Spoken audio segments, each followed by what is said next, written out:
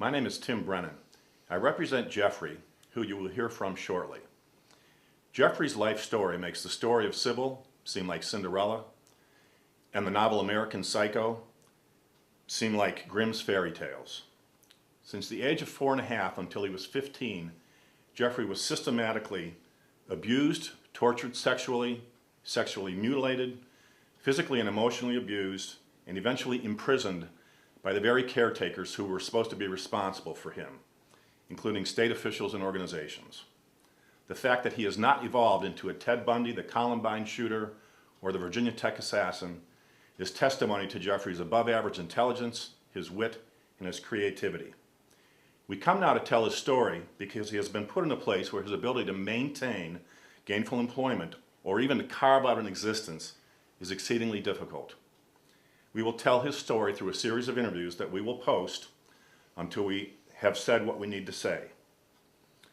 We are hoping this will generate enough notoriety that we will attract financial, legal, research, and investigative assistance to help to bring the parties responsible for these wrongdoings to their justice. Everything you are going to hear is the absolute truth. This story is definitely not for the squeamish. The true horror is not that Jeffrey survived despite the odds against him, but that what happened to him is all too real, and that this continues to happen every day in cities all across America. Thank you.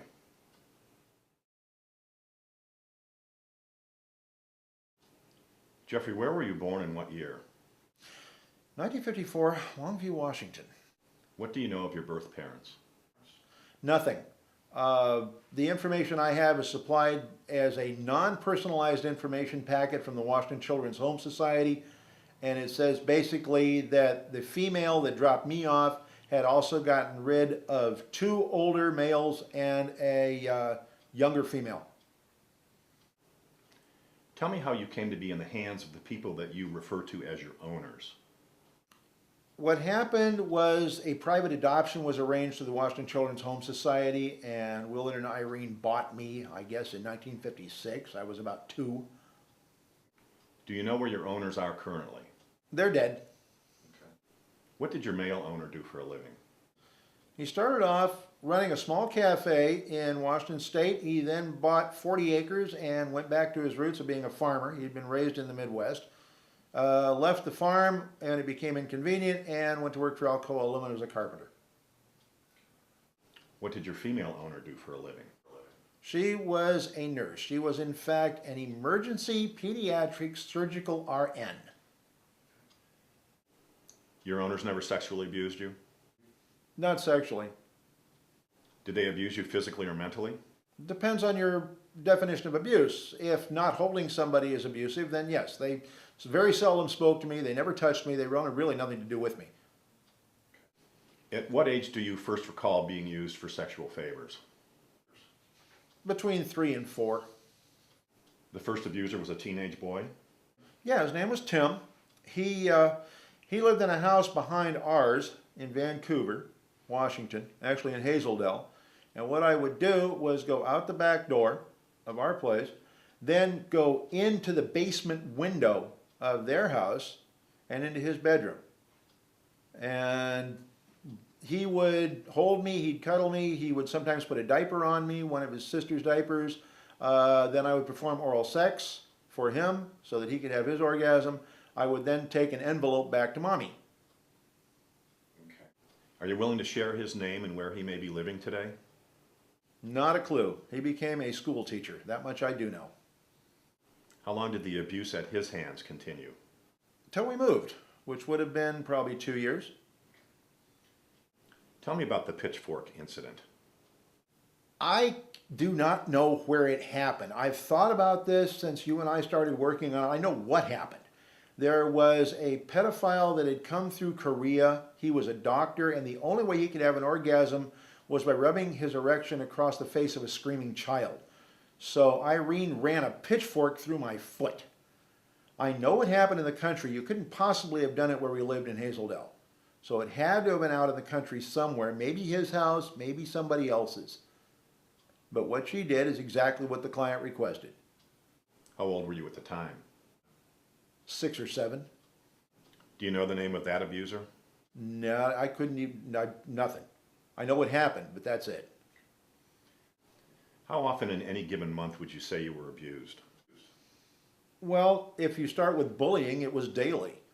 If you just assume, if you pick up having rocks thrown at you and baseballs thrown at you and being hit by baseball bats, it was pretty much daily, every day.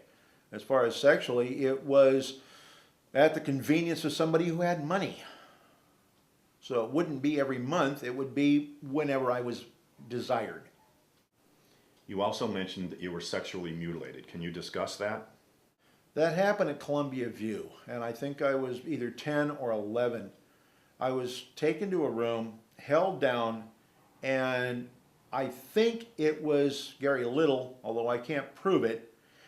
My penis was held in somebody's hand, and that person then ran a hot pin through the end of my penis.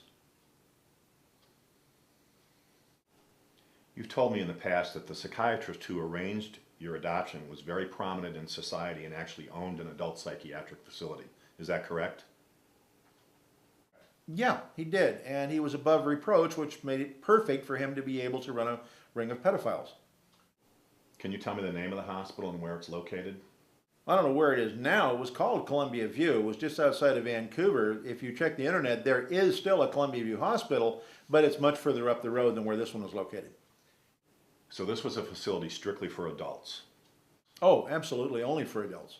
Nonetheless, you were often institutionalized there as a minor. Oh yeah, starting when I was like 8, 9 years old. Can you tell me approximately how many times that happened? Probably 5 or 6. We're still trying to hunt the records down. The mistake that this guy made is that not only did he collect the money from the clients for the services to supply a child, he also billed the insurance company. And I'm trying to get the records from the insurance company to show exactly when and for how much. How old were you the first time you were institutionalized there and the last time, if you can recall? 8 or 9 the first time, probably 15 the last time. What was the longest amount of time you actually spent there at any one time? As far as I can remember, somewhere between 2.5 and 3 months. So under state care, you were held illegally in an adult psychiatric facility and abused sexually. That's exactly right. The guy that ran the place, because he was a psychiatrist and because he was well connected, knew of all the pedophiles that were on what I call the I-5 corridor, from Seattle down to San Francisco.